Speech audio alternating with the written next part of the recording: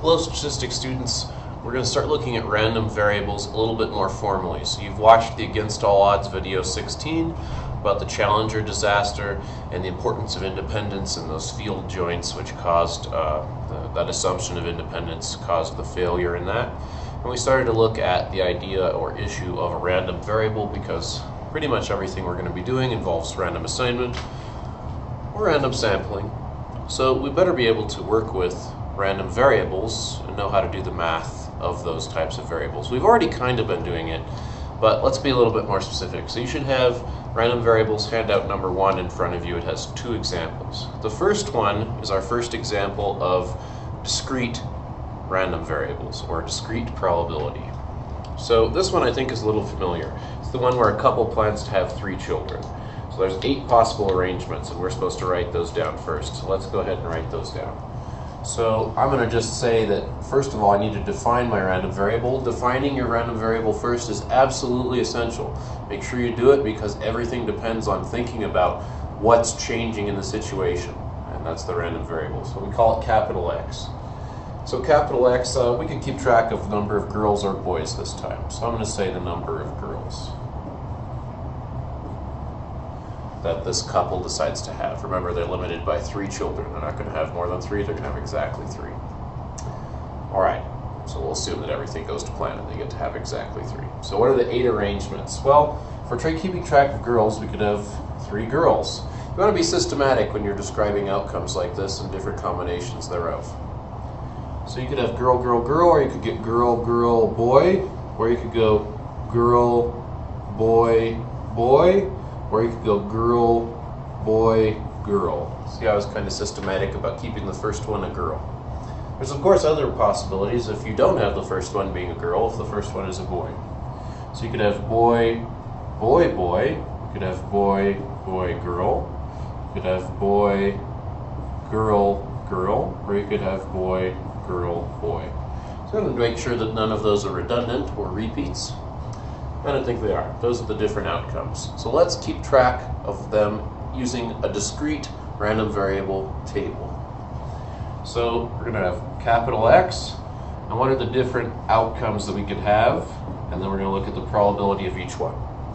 So if we're keeping track of how many girls there were, well, you could have 0 girls, you could have 1, you could have 2, or if they were shooting for all girls, they could get lucky and have 3. So how many times do we get 0 girls in that? That's just this outcome. There's 8 outcomes total, so the probability of that is 1/8. How many times do we get just 1 girl? Well, that's this one, and this one, and this one. So that's 3/8. How many times do we have just 2 girls? So I think that's this one, and this one, and this one. It's also 3/8, and all 3 girls we just had 1 time, so the probability of that is also 1/8. So to check that you've made your random variable discrete distribution correct, you should of course make sure that the outcomes add up to 100% or 1. Do they here? Yeah, that's 8/8. Clearly this is a pretty simple question.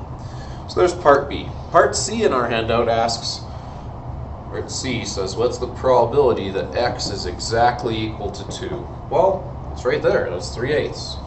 Pretty easy when you have a table to keep track of the discrete possibilities. Sometimes the table can get longer and you have a few more possibilities, but it's pretty easy to keep track of here. Part D asks us for a cumulative probability. I think it says, what's the probability that X is less than or equal to 2? That's the same thing, and you want to write it out like this. It might seem silly, but when we start to get to geometric and binomial probabilities, this is going to matter a lot that you're at least thinking like this. So that's equal to the probability that X is 2, plus the probability that X is 1, plus the probability that X is 0. We can of course pull each of those out of the chart. There's a 3/8 chance of getting 2 girls, a 3/8 chance of getting 1 girl, and a 1/8 chance of getting no girls. So that's going to be 7/8. Turn that into a percentage and you've got your probability in nice describable terms. So if this was less than, strictly less than 2, we'd just cut this part out and we'd have 4/8 or 1/2 instead. So there's how you work with discrete random variables in the most basic sense. Let's look at a continuous example. So the second example there is one that's not a discrete random variable where you have a finite number of outcomes, but instead there's an infinite number of outcomes. When you're working with those, you want to use z-scores. So the second problem says we have an SRS of 400 American adults, and they're asked, what do you think is the most serious problem facing schools? A big question. Suppose that in fact 30% of all adults would answer drugs, if they were asked. The proportion P of the sample who answered drugs will vary, of course, that's random variation. In fact, we can assign probabilities to the values of P using the normal. Okay, so I paused there just to kind of write down the questions we were being asked about this continuous random variable problem. So remember, we have that God or whoever, someone has given us this great knowledge that 30% of the adults said that they were going to complain about drugs in schools rather than some other issue. So we want to look at a few things. I'm going to do part A second, I'm going to do part B first, just you'll see in a second. So first, what's the probability that less than 25% of the adults chose drugs as the problem that was the most prominent in schools? So first we want to try to draw for each one the z-curve, or in other words, the normal density curve, the normal probability density curve to be more precise. So here we go, my normal curve. Where's the center? Let's write what the center of this curve is. The center of this curve is P.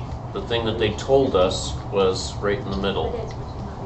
They said on average 30% are going to pick drugs. So this, the key is turn it into a probability statement. I want you always to do that. It's key to doing stuff right.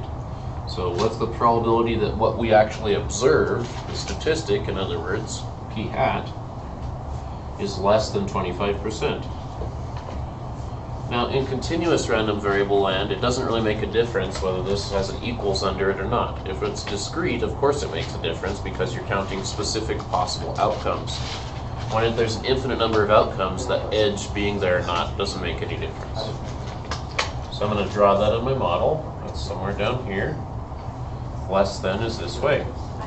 So now I just need to find the z-score and compute that probability, because z-score really is a probability. So this is equal to, let's find the z. The z is x, reviewing, x minus mu over sigma. And they told us as well, the godly information, that the real standard deviation was 2.3% from that 30%. Okay, so I just need to reduce that and see what I get. So I'm going to go to my calculator here, or go to my handout, but I already did it. I got negative 2.17. So really this probability statement about what we're observing with the proportion turns into a probability statement about z. The probability, in fact, that z is less than negative 2.17. That's how you write that formally. We're going to start tightening up our notation and being a little bit more formal in these next couple chapters as we get to the good stuff in semester 2.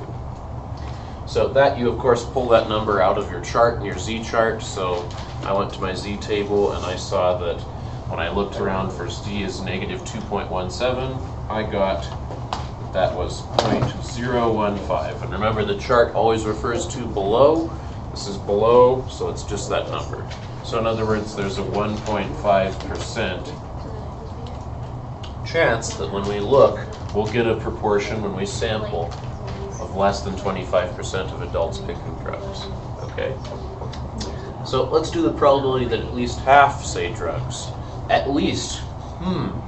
That should be code to you. You should recognize that as the complement by now.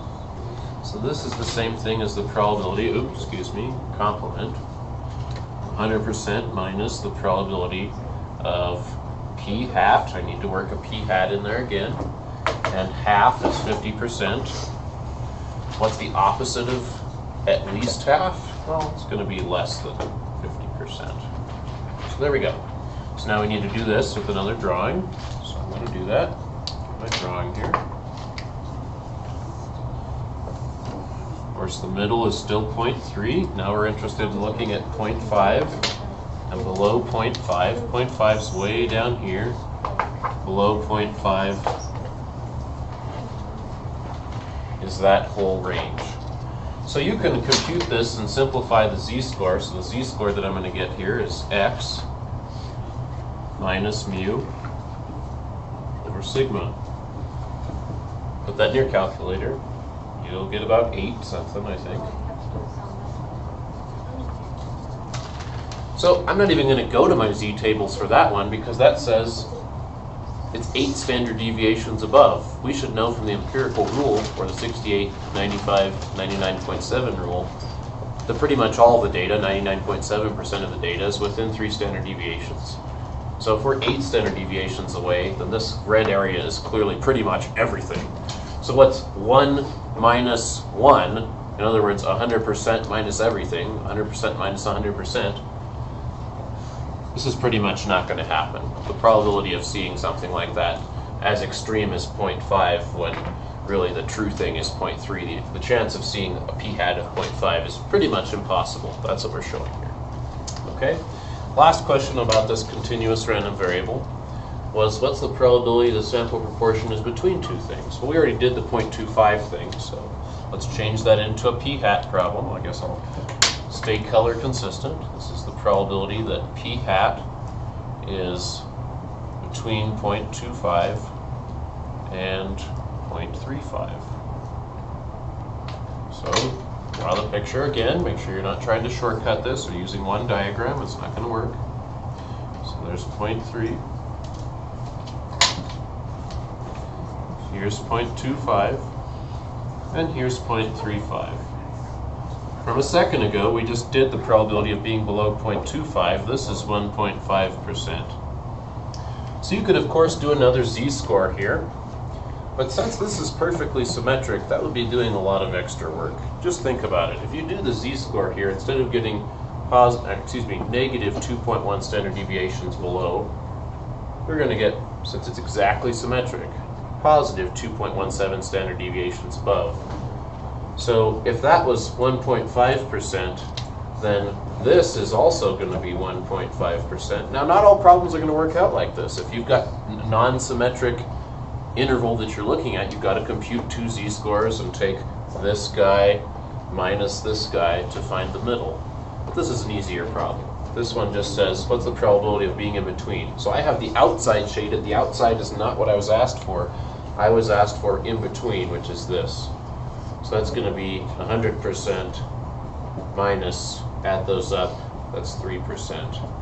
So that's a 97% chance that the proportion of adults who pick drugs as the main problem is going to be between 25 and 35% when we survey them. So there's a nice example of z-scores, going back over some z-score computations, and also looking at a continuous random variable.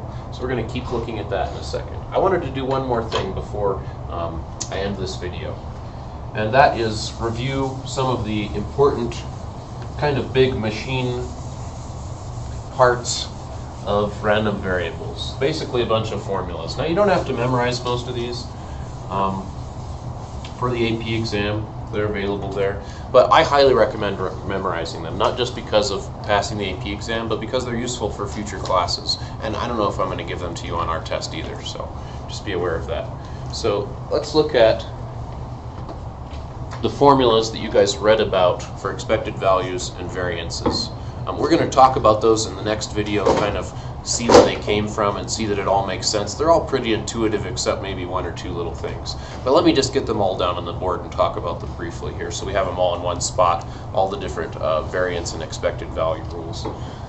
So I just wanted to talk about expected value one more time. So, and against all odds, they talked about the expected value formula, but remember, the expected value, based on what you've read, shouldn't be that hard. It's the value each outcome in the random variable takes on. In other words, each x, I like to call it x sub I because this tells me there's like different x's.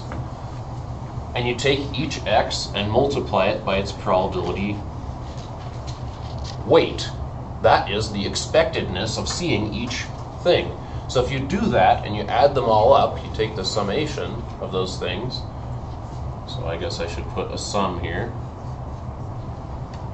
then you get the expected value. Very, very simple. The variance is much the same way. I love that example in our textbook.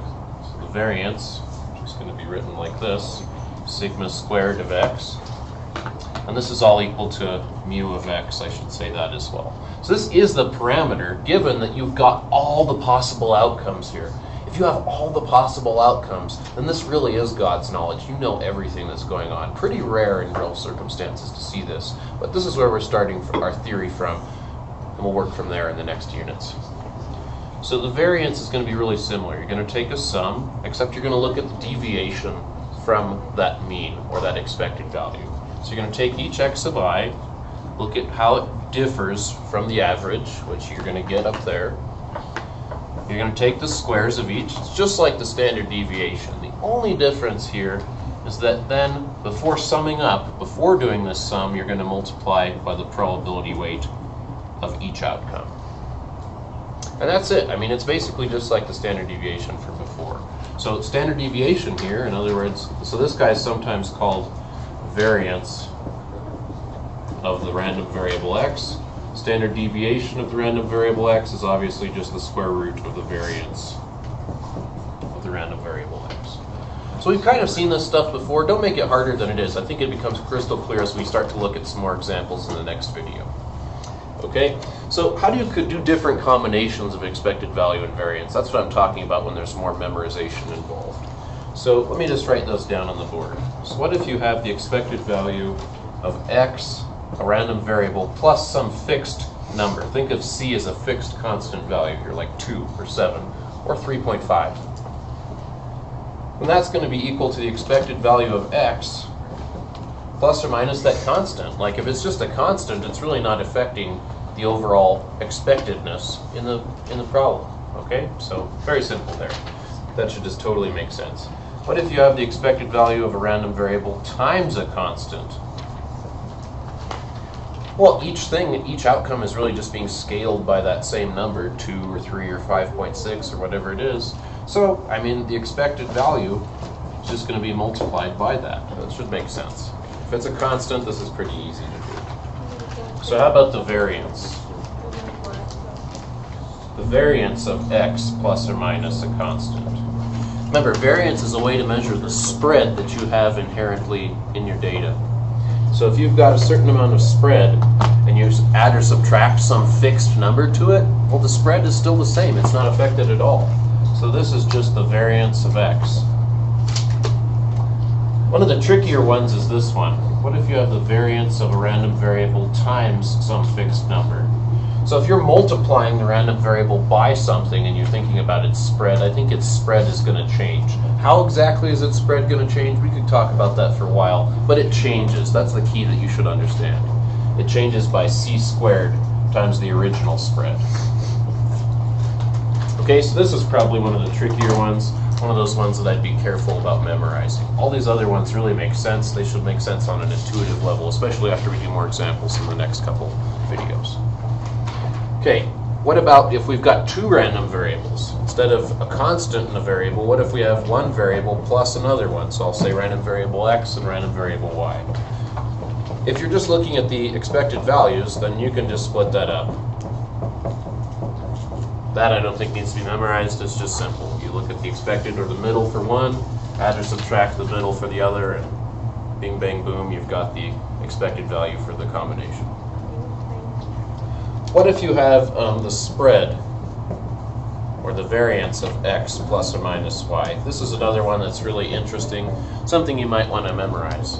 The book does a great job of talking about this as the Pythagorean theorem of of random variables.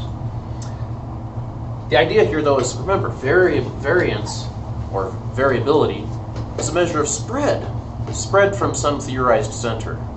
So if we're talking about the spread in one set of data, or probability distribution, versus the spread in another distribution, whether we're adding or subtracting those distributions, if we're thinking about the spread, not the middle, right, the spread, then the spread, no matter what, goes up.